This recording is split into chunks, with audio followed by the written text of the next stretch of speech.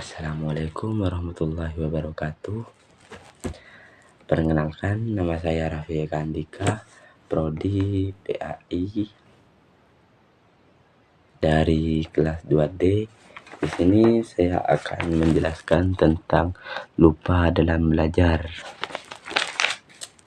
Yang pertama adalah sifat-sifat ingatan, yang kedua pengertian lupa, yang ketiga faktor-faktor penyebab lupa, yang terakhir kiat mengurangi lupa. Yang pertama, sifat-sifat ingatan. Ingatan adalah kemampuan seseorang untuk menerima, menyimpan, dan memunculkan kembali informasi yang telah dipelajari. Sifat-sifat ingatan itu ada dua macam. Yang pertama, mudah mengingat, dan ada juga yang sulit untuk mengingat atau membutuhkan waktu yang sangat lama.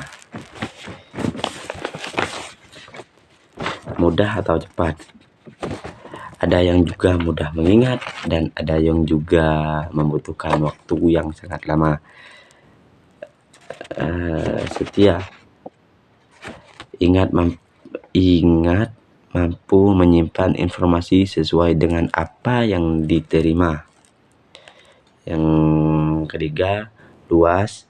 Penyimpanan ingatan berbeda-beda dalam menyimpan banyak setidaknya informasi.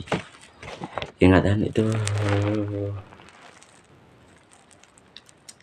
berbeda-beda dalam menyimpan banyak setidaknya informasi.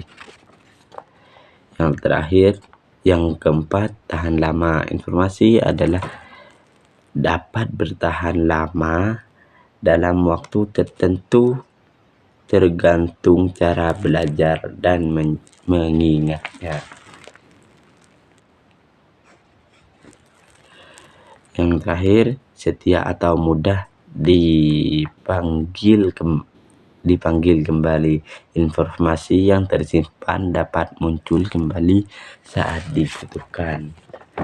Apabila orang tersebut sering belajar atau mudah mengingat, maka apa yang mereka butuhkan dalam ingatan itu akan muncul sendirinya lah dalam pikiran seseorang tersebut. Yang kedua, pengertian lupa. Lupa dalam hilangnya kemampuan untuk mengingat atau memunculkan kembali informasi yang telah dipelajari. Lupa dapat terjadi karena informasi jarang digunakan, kurang dipahami, atau ditimpa oleh informasi baru. Di sini bisa kurang penyimpanan lah dalam otak. Orang itu tidak bisa menyimpan terlalu banyak informasi karena sudah tertimpa dalam ingatan-ingatan baru. Yang ketiga, faktor-faktor penyebab lupa itu kurang perhatian dalam belajar, menerima materi tanpa fokus, sulit tersimpan dalam ingatan. Kurangnya pengulangan pelajaran yang tidak diulangi lebih mudah hilang. Kurangnya pengulangan dalam belajar. Makanya kan disuruh untuk belajar agar kita bisa mengingat kembali apa yang kita sudah pelajari yang sudah berlalu. Materi terlalu banyak, informasi terlalu banyak dalam waktu singkat, sulit disimpan.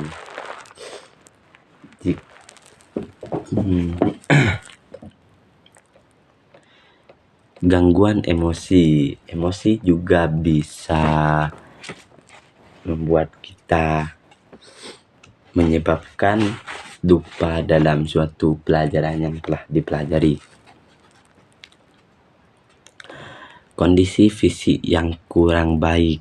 Kondisi fisik yang kurang baik itu seperti kurang tidur, banyak pikiran. Makanya kita harus tidur dengan teratur agar ingatan kita berjalan dengan lancar, bisa mengingat. Intensi informasi lama terganggu oleh informasi baru atau sebaliknya. Tidak memahami materi yang hanya dihafal tanpa dipahami lebih mudah dilupakan. Materi, kalau seorang itu hanya menghafal, maka kita lebih mudah lebih memilih untuk memahami suatu pelajaran, karena kalau kita paham itu lebih mudah untuk mengingat kembali suatu pelajaran. Yang keempat, kiat mengurangi lupa. Belajar dengan fokus dan konsentrasi agar pelajaran tersebut bisa kita ingatlah dalam suatu pelajaran itu. Melakukan pengulangan. Kita harus mengulangi suatu pelajaran yang telah dipelajari agar kita tidak melupakan suatu pelajaran yang telah dipelajari dalam waktu yang sudah berlalu. Memahami materi bukan sekedar menghafal. Pemahaman membuat informasi lebih mudah diingat daripada menghafal. Maka kita harus memahami materi yang sudah dipelajari agar apabila dibutuhkan untuk mengingat pelajaran tersebut, maka kita lebih mudah mengingat. Membuat catatan ringkasan. Catatan membantu mempermudah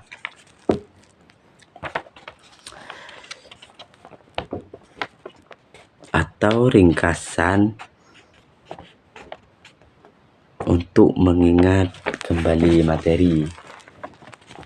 Maka kita harus membutuhkan catatan untuk bisa mengingat suatu materi yang telah dipelajari. Yang kelima, istirahat dan tidur yang cukup.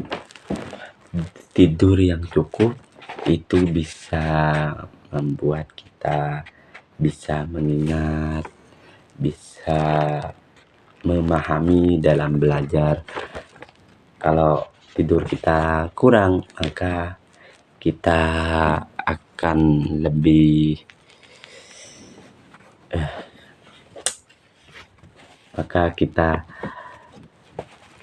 memahami suatu pelajaran itu lebih sulit kalau kurang tidur.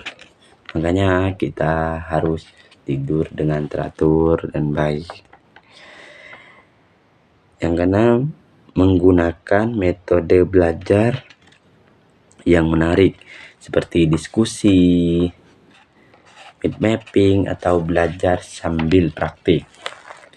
Diskusi itu kan membuat kita menarik dalam pelajaran, dan seperti praktik agar kita lebih paham dengan cara praktik belajar sambil praktik tersebut. Yang terakhir, mengatur waktu belajar. belajar sedikit demi sedikit, tetapi lebih efektif dibanding belajar sekaligus banyak. Di sini kita harus belajar walaupun cuma sedikit agar otak kita itu bisa mengasah pelajaran yang telah dipelajari sebelum-sebelumnya. Kesimpulannya, lupa dalam belajar adalah hal yang normal dan fokus pendidikan. Namun, banyak memahami sifat ingatan, mengetahui faktor penyebab, dan menerapkan cara belajar yang tepat.